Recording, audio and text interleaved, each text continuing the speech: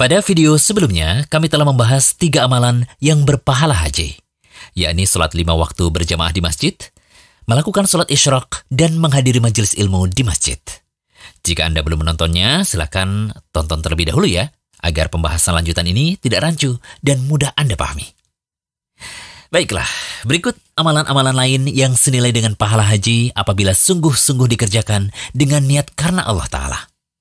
Amalan keempat, membaca tasbih, tahmid, dan takbir setelah sholat. Dari Abu Hurairah radhiyallahu anhu, ia berkata, ada orang-orang miskin datang menghadap Nabi SAW. Mereka berkata, orang-orang kaya itu pergi membawa derajat yang tinggi dan kenikmatan yang kekal. Mereka sholat sebagaimana kami sholat, mereka puasa sebagaimana kami berpuasa.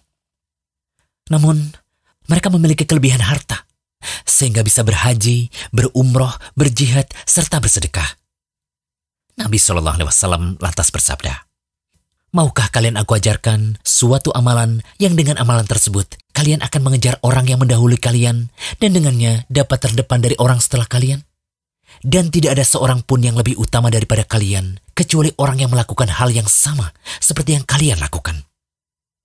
Yakni kalian bertasbih, bertahmid, dan bertakbir di setiap akhir sholat sebanyak 33 kali. Kami pun berselisih.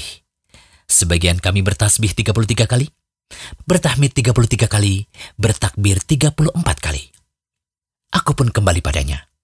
Nabi SAW bersabda, ucapkanlah subhanallah, walhamdulillah, wallahu akbar sampai 33 kali. Hadis riwayat Bukhari. Abu Sholih yang meriwayatkan hadis tersebut dari Abu Hurairah berkata, orang-orang fakir dari kalangan muhajirin kembali menghadap Rasulullah SAW. Mereka berkata, saudara-saudara kami yang punya harta, yakni orang kaya, akhirnya mendengar apa yang kami lakukan. Lantas mereka pun melakukan semisal itu. Rasulullah SAW kemudian mengatakan, inilah karunia yang Allah berikan kepada siapa saja yang Dia kehendaki. Hadis riwayat Muslim. Jadi, setelah sholat, jangan pergi dulu. Bacalah dzikir yang dicontohkan oleh Rasulullah SAW tadi, karena pahalanya senilai dengan haji. Amalan kelima, umroh di bulan Ramadan. Dari Ibnu Abbas radhiyallahu anhu, ia berkata bahwa Rasulullah SAW pernah bertanya pada seorang wanita, apa alasanmu sehingga tidak ikut berhaji bersama kami? Wanita itu menjawab, aku punya tugas untuk memberi minum pada seekor unta, di mana unta tersebut ditunggangi oleh ayah Fulan dan anaknya. Ia meninggalkan unta tadi tanpa diberi minum. Lantas kamilah yang bertugas membawakan air pada unta tersebut. Lantas Rasulullah SAW bersabda, jika Ramadan tiba, berumrohlah saat itu, karena umroh Ramadan senilai dengan haji. Hadis riwayat Bukhari dan Muslim. Dalam lafaz Muslim disebutkan, umroh pada bulan Ramadan senilai dengan haji. Dalam lafaz Bukhari yang lain disebutkan, sesungguhnya umroh di bulan Ramadan seperti berhaji bersamaku. Hadis riwayat Bukhari. Imam Nawawi rahimahullah berkata, yang dimaksud adalah umroh Ramadan mendapati pahala seperti pahala haji. Namun bukan berarti umroh Ramadan sama dengan haji secara keseluruhan. Sehingga jika seseorang punya kewajiban haji, lalu ia berumroh di bulan Ramadan, maka umroh tersebut tidak bisa menggantikan haji tadi. Kemudian amalan keenam, berbakti pada orang tua atau birrul walidain. Dari Anas bin Malik radhiyallahu anhu, ia berkata, ada seseorang yang mendatangi Rasulullah SAW dan dia sangat ingin pergi berjihad tetapi tidak mampu. Lalu beliau bertanya padanya, apakah salah satu dari kedua orang tuanya masih hidup? Ia menjawab bahwa ibunya masih hidup. Rasul pun berkata kepadanya, bertakwalah kepada Allah dengan berbuat baik pada ibumu.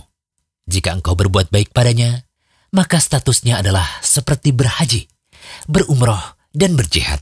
Hadis riwayat At-Tabrani dalam Al-Mu'jam, Al-Awsat, dan Al-Baihaqi dalam Syu'aib Al-Iman. Ada nukilan dari At-Targhib yang menyatakan bahwa sanad hadis ini jayyid, yakni antara hasan dan sahih. Kemudian amalan ketujuh, bertekad untuk berhaji.